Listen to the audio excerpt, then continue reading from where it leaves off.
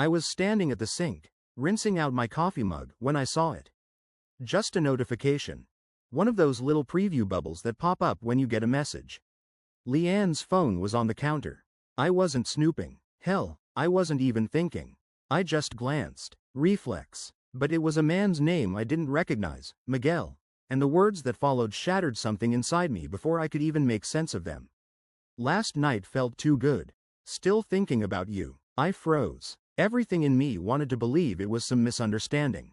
An old friend, maybe.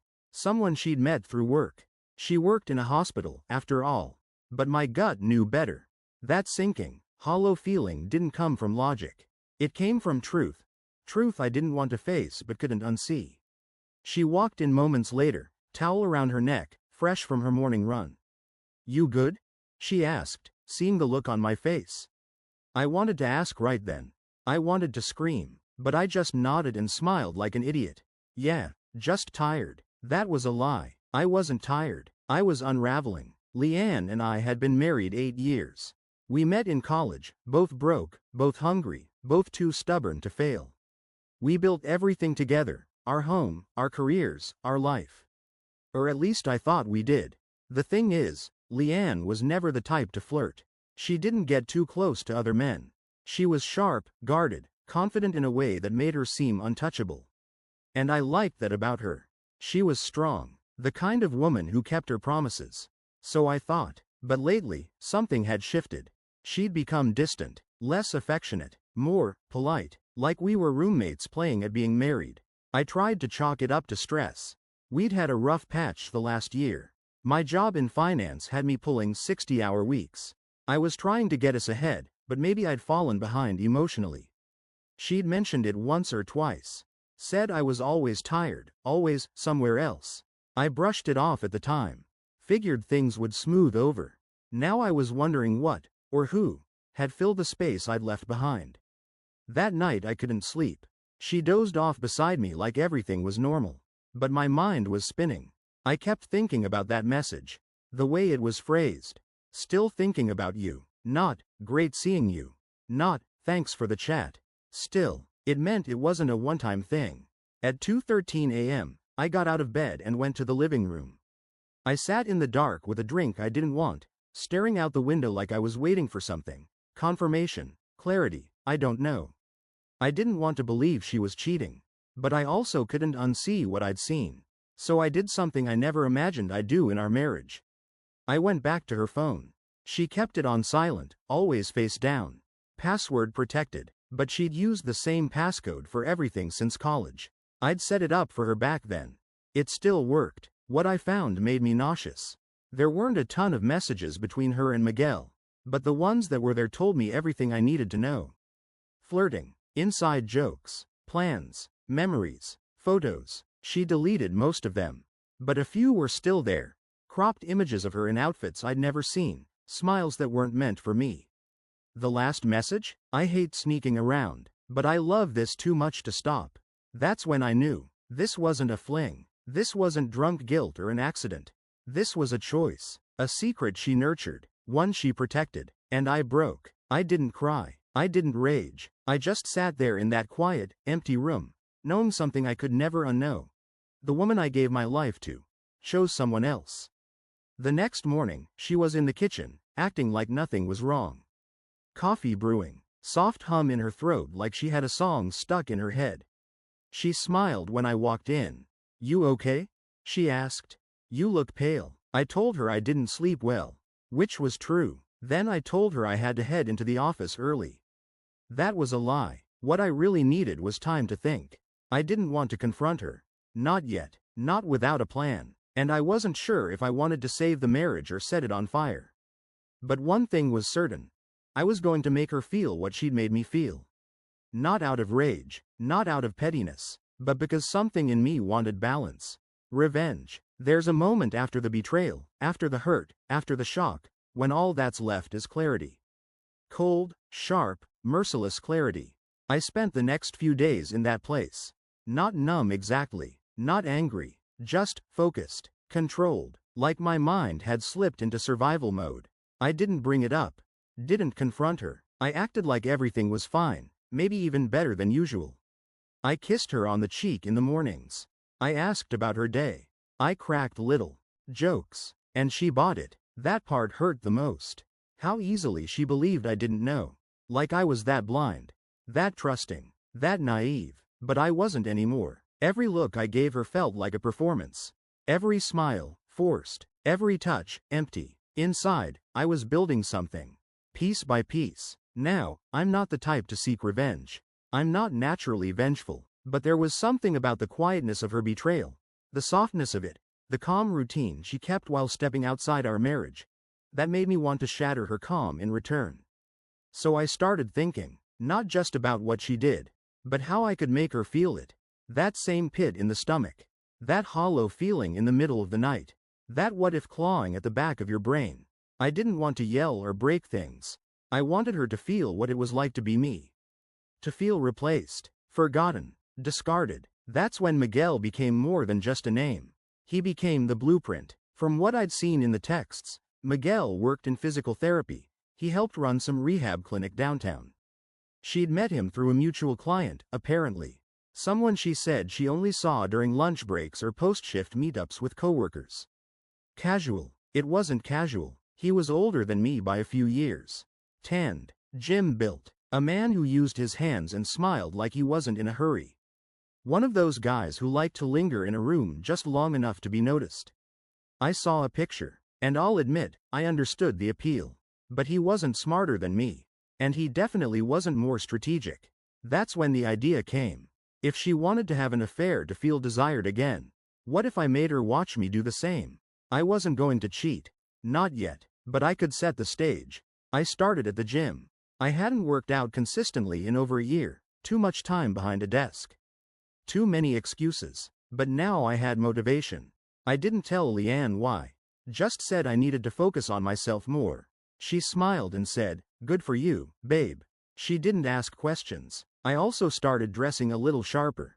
Nothing dramatic. Just less wrinkled, more fitted. I wore cologne again. Small changes that told a subtle story. One she didn't fully notice yet, but I knew she would. Then I began dropping names.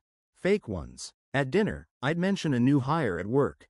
"You'd like her. She's got that kind of dry wit you enjoy." Or, I grabbed coffee with Jenna from operations.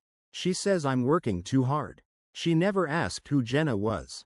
But the second time I mentioned her, I saw the flicker in Leanne's eyes. There it was. The seed. That quiet, uneasy pause. A week later, I did the unthinkable. I made a burner account on a dating app. Not to meet anyone. Not really. But to test something. I used an old picture of myself, cleaned up, different name. Swiped around. Talked with a few women. It felt strange. Not exciting. Not empowering. Just empty. But it told me something important. What Leanne did wasn't just physical. She wasn't seeking a hookup. She was seeking connection. And that made it worse. So I took things a step further. A woman I used to know, Julia, had recently gone through a divorce. We weren't close, but there was history. We had flirted once, years back, before either of us were married. I reached out, said I was thinking about her, that I'd heard about her divorce and hoped she was okay. She responded instantly. We met for coffee the next day. I kept it casual, honest, respectful. Told her I wasn't looking for anything, just needed someone to talk to. She smiled and said, "So do I." I don't think Leanne suspected anything yet. But I knew that time was coming. Because I wasn't just planning revenge.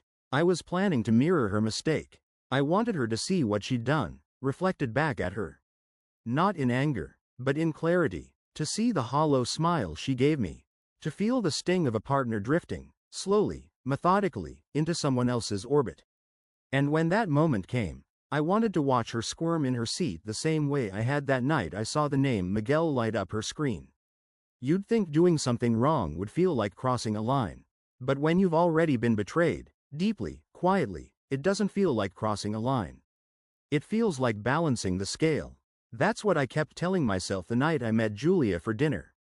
We'd already had coffee twice, both times under the banner of friendly catch-ups. But something changed after that second meeting. There was a tension between us now. Not just old familiarity, not just comfort, curiosity, attraction, something unsaid. She wore a black dress, simple but sharp, and when I hugged her at the entrance, she held on a second longer than she needed to. "I almost didn't wear this," she said, smoothing the fabric as we sat. "Why?" I asked. She shrugged. "Because I wasn't sure what kind of night this was supposed to be." I didn't answer. Because I didn't know either. We talked for over an hour. Wine, laughs, shared memories. She asked about Leanne, casually, carefully. I told her we were figuring things out, that things had felt off lately. She nodded, like she understood. And then she said something I didn't expect. "You know, you were the first guy who ever made me feel really seen." I looked at her, unsure what to say. She smiled gently. "I used to wonder what would have happened if we'd met at the right time." That's when the air changed. Everything softened, thickened. The space between us felt charged. She leaned in. "I don't want to make you uncomfortable," she said, "but if there's something here, I'm not going to pretend I don't feel it." I should have walked away. I should have said I was married. That I wasn't that guy. That I wasn't going to become what she had. But Leanne's face flashed in my mind, smiling at her phone, giggling at a message that wasn't mine. Leanne pulling away from me in bed. Leanne leaving the house, for errands, that didn't add up. And suddenly, I didn't feel guilty. I felt justified. We left the restaurant without dessert. Walked to the parking garage, footsteps echoing in the quiet. "I parked on the third level," she said. "So did I." We didn't speak again until we reached her car. She turned, leaned against the door, looked up at me.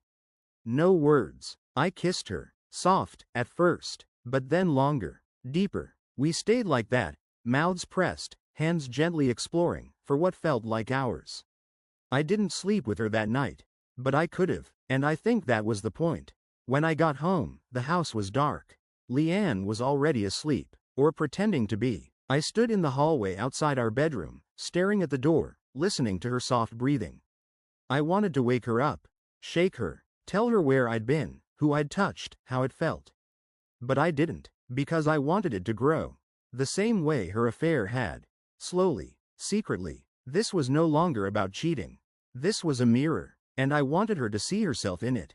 Over the next week, Julia and I texted. Short, flirty exchanges. Nothing overt, nothing incriminating, but enough to know where it was going. And then, without planning it, I started changing.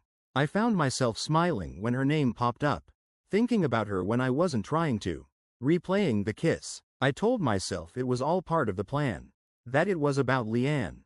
But in the quiet, when I was alone, I realized something I didn't expect. I liked how Julia made me feel. Not wanted, valued. She didn't see a tired husband or a man who'd let himself fade into the background. She saw me, and that scared the hell out of me. Because it made me wonder if I even wanted Leanne back. Then came the night that changed everything. We were watching a movie at home, Leanne and I, something she picked. Some romantic drama that felt a little too close to home. Halfway through, I caught her staring at me. "You've been different lately," she said. "Different how?" I asked, sipping my drink. She hesitated. "I don't know. Quieter, distant, but also lighter? Like you're not carrying something anymore." I held her gaze. "And that bothers you?" She blinked. "No. I just wonder why." I leaned back. Maybe I stopped needing something I wasn't getting. She paused, then looked back at the screen, pretending she didn't hear it. But I saw her jaw tighten. Her hand slowly curl into her lap. That was the moment I knew. She felt it. The pull. The distance. The possibility that maybe I had someone, too. And it shook her. Good. Because now, the mirror was up. And soon, she'd be staring directly into it. It started with a text. A simple one. From Julia. "So, when are we really going to do something we regret?" I stared at it longer than I should have. I had crossed lines already. Emotionally. Intentionally. But that text made it real in a new way. Physical. Final. I could have ignored it. I could have said, "This has gone too far." I could have reminded myself this was about Leanne, not Julia. But I didn't do any of that. I typed back, "Tomorrow night, my place." And that's when it all started to unravel. Leanne was unusually affectionate the next day. She kissed my neck when I was pouring coffee. She called me during lunch just to say hi. She even sent a picture of the sunset from her car window. Things she hadn't done in months. And it hit me. Maybe she knew. Or maybe she felt it. That creeping fear, that sudden realization that the man she'd been stepping away from might finally be walking away, too. I almost canceled, not because I felt bad for her, but because I didn't know what I was doing anymore. Was this still revenge, or was I just escaping? Julia showed up at 7:45, hair curled, tight jeans, a bottle of wine in her hand and a nervous smile on her face. "You sure about this?" she asked as she stepped inside. I nodded. "Are you?" She hesitated, then she kissed me, and just like that, everything else disappeared. Leanne, the plan, the guilt. For a few hours, it was just her and me. No lies, no history, just two people clinging to something that felt alive. But here's the thing they never tell you about revenge. Once you get it, you don't feel powerful. You feel empty. Leanne came home late the next day. Said she was held up at work. Her eyes were glassy. Her hair was wind-blown like she'd driven with the windows down, fast. She didn't look at me when she walked past. I waited until she was upstairs before I checked her phone's backup. Still synced to the shared cloud. She hadn't noticed. There was a message from Miguel. "I hate that we keep doing this." And then another. "It's not just sex for me. You know that, right?" She hadn't responded. Not yet. But I knew what that meant. She was starting to feel it too. The pull in both directions.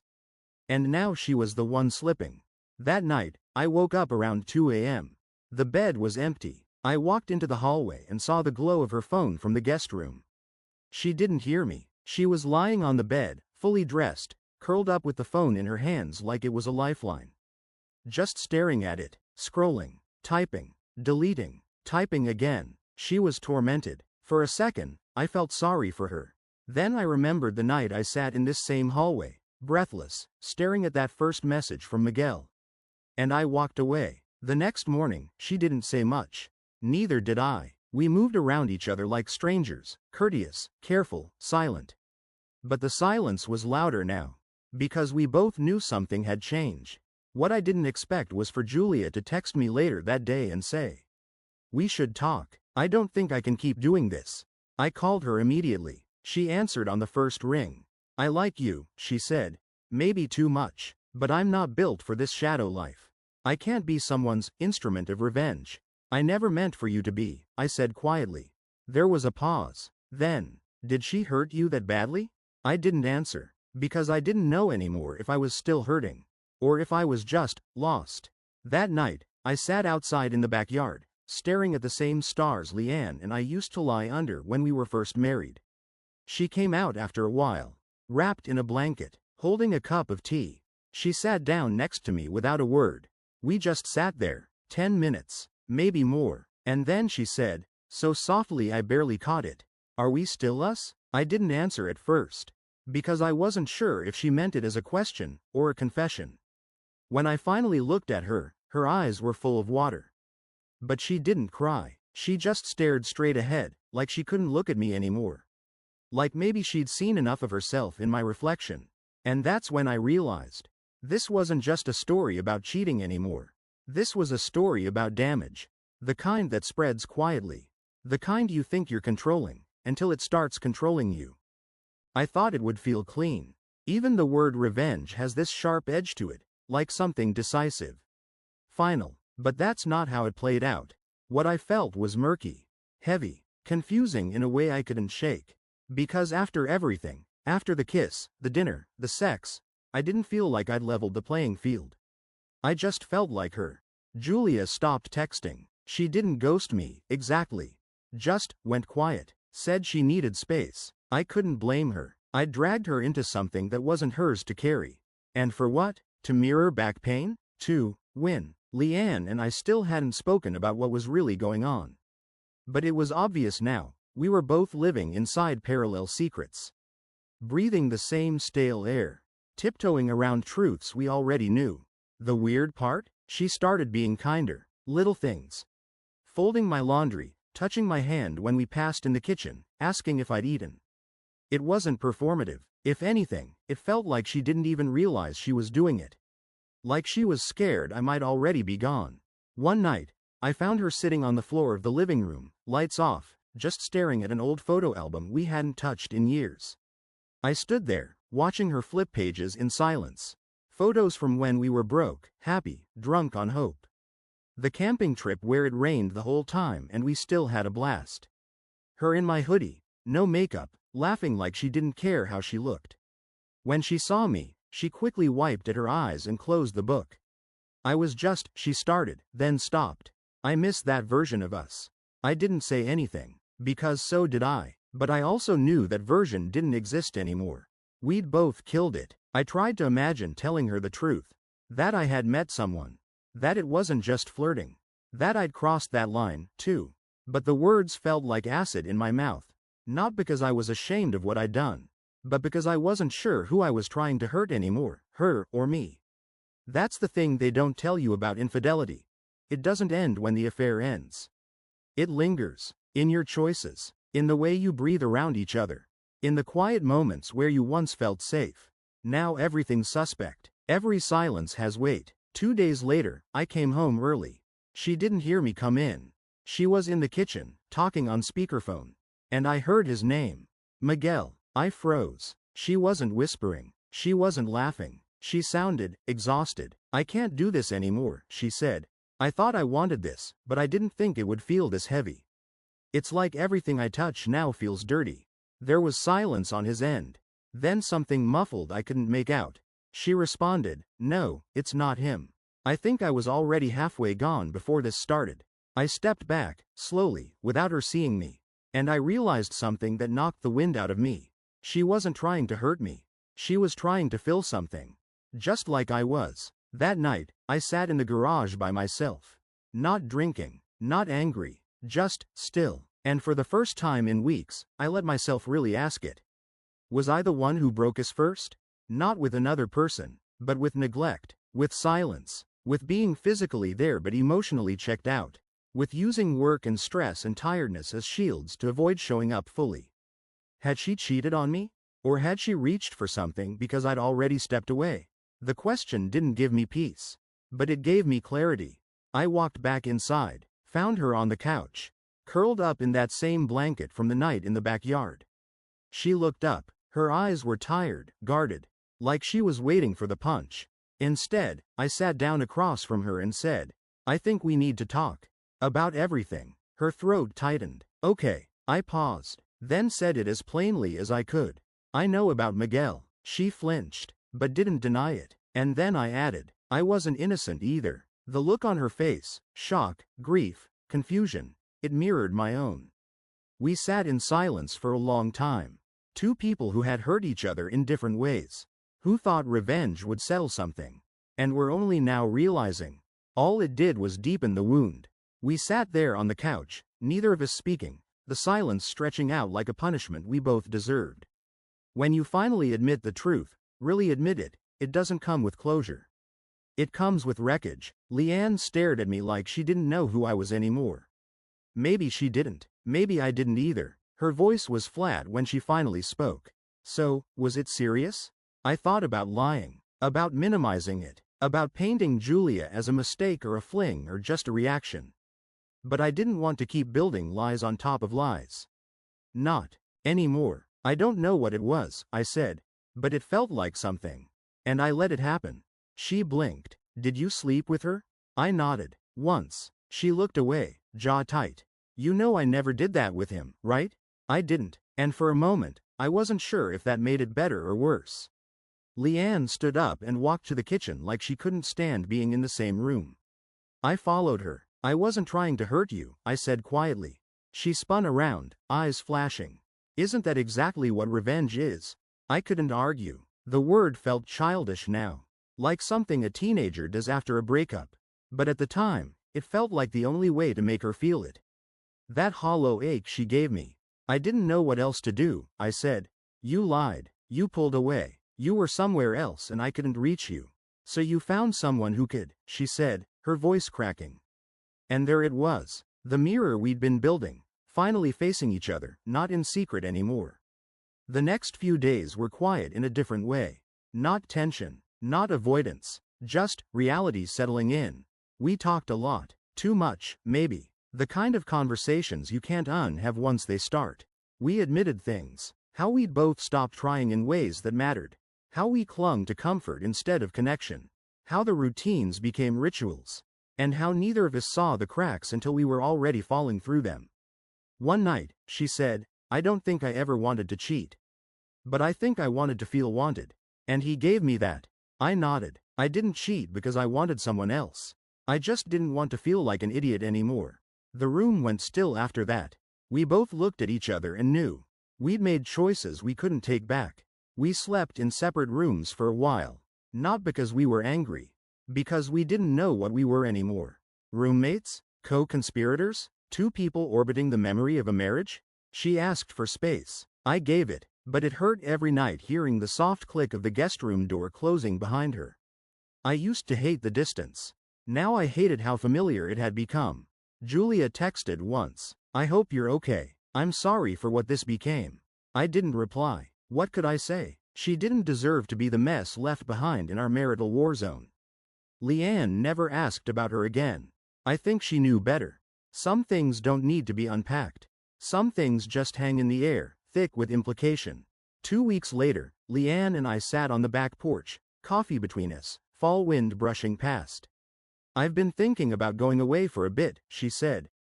"Just getting perspective." I nodded. "Okay. And when I get back," she said, "maybe we talk about what moving forward looks like. Whether that's together or not." It wasn't a threat. It wasn't an ultimatum. It was honest. And strangely, it was the first time in a long time I felt like we were finally on the same page.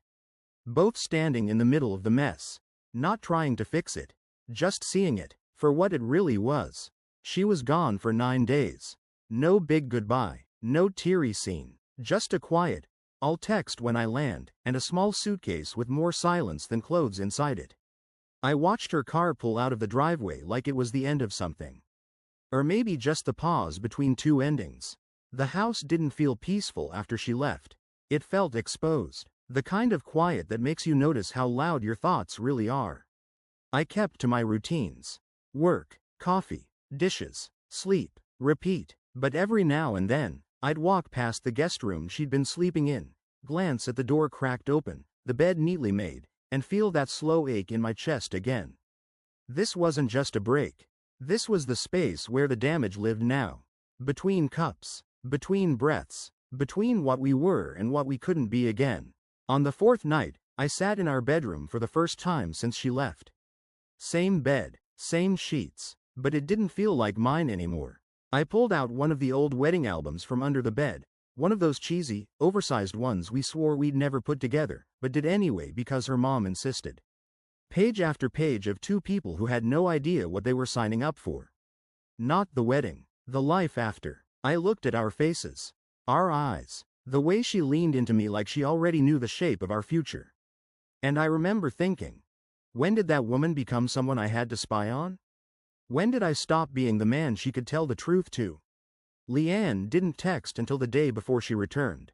"I'll be back tomorrow. Can we talk?" That was it. No emojis. No small talk. Just clarity. I responded with one word. Yes. And I meant it. We sat at the kitchen table tea Sunday morning. No tension. No anger. Just two people looking at each other without the armor for once. She was the first to speak. "I've been thinking a lot," she said. "About what I did, what you did, and what it all meant." I nodded. "Me too." She took a breath. "I think part of me wanted to blow it all up. The marriage, the routine, the image. I just didn't know how else to say I was drowning." I stayed quiet, not because I didn't have anything to say, because I didn't want to interrupt. "I'm not proud of what I did," she said, "but I don't regret waking up. I was asleep in our marriage for years. And so were you." "I know," I said. "And maybe we both should have said something. Maybe this all could have been avoided. But the truth is, we didn't. We both reached for other people when we should have reached for each other." I swallowed. "And now?" She looked at me, eyes wet but steady. "I don't know if we can go back," she said. "But I don't hate you.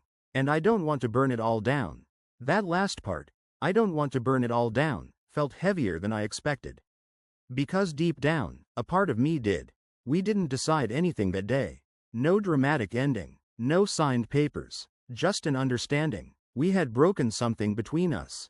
And no amount of revenge or regret could make it whole again. But we could choose what to do with what was left. Not for some clean slate. Not for the fantasy of fixing it. But maybe, just to leave each other a little less damaged than we were when this started. Julia never texted again. I didn't reach out either. She was a chapter that didn't deserve to become collateral damage in a story that was never about her. Leanne and I still live in the same house, for now. Some nights, we talk. Some nights, we don't. Sometimes we laugh like we used to. Sometimes we flinch at the closeness. There's no simple ending here. Just two people learning how to breathe around the ruins. Because revenge doesn't fix the fracture. It just teaches you how deep the break really goes. And sometimes, the only thing you're left with is the choice not to break each other any further.